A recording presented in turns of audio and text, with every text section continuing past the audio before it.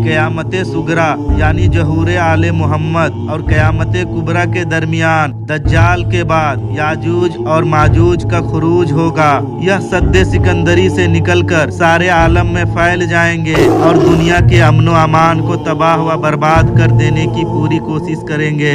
याजूज व माजूज हजरत नूह अलैहिस्सलाम के बेटे यासीफ की औलाद में से हैं। यह दोनों 400 कबीलों और उम्मतों के सरदार हैं। उनकी कसरत का कोई अंदाजा नहीं लगाया जा सकता है। मखलूकात में फरिश्तों के बाद उन्हें कसरत दी गई है। उनमें कोई भी ऐसा नहीं है जिसके 1000 औलाद ना हो, यानी वह उस वक्त तक नहीं मरते जब तक 1000 औलाद पैदा न कर ले।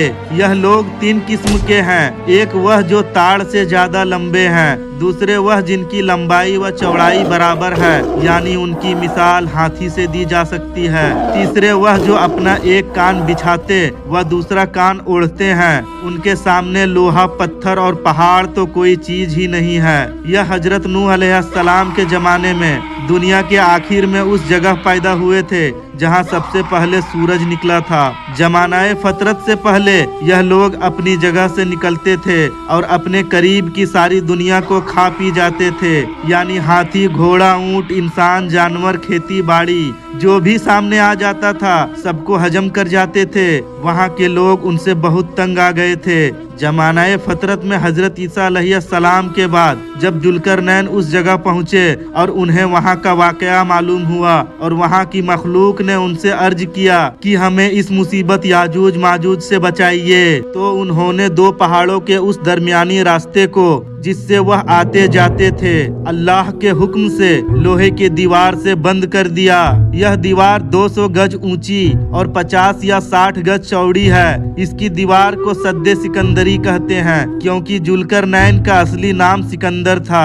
सद्दे सिकंदरी बन जाने के बाद उनकी खुराक सांप करार दी गई जो आसमान से बरसते हैं। यह कौम इमाम अलैहिस्सलाम के ज़हूर तक वहीं पर बंद रहेगी। उनका असूल व तरीका यह है कि वह लोग पूरी रात सद्दे सिकंदरी को चाट कर काटते हैं। जब सुबह होती है और उनके जिस्मों को धूप लगती है तो हट जाते हैं। फिर दूसरी रात कटी हुई दीवार भी पूर हो जाती है और वह फिर उसे काटने में लग जाते हैं।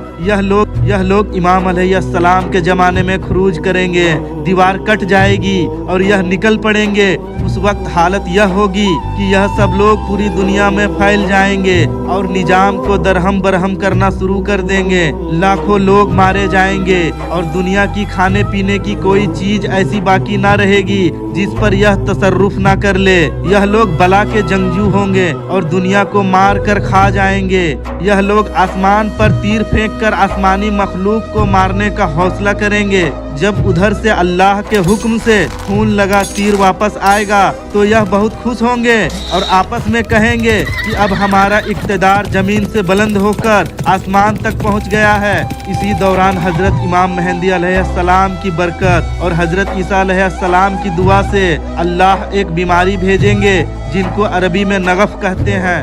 यह बीमारी नाक से शुरू होकर ताउन की तरह एक ही रात में उन सबका काम तमाम कर देगी। उनका मरने के बाद उनका मुर्दा जिस्मों को खाने के लिए उनका नामी परिंदा पैदा होगा जो जमीन से उनकी गंदगी को साफ कर देगा।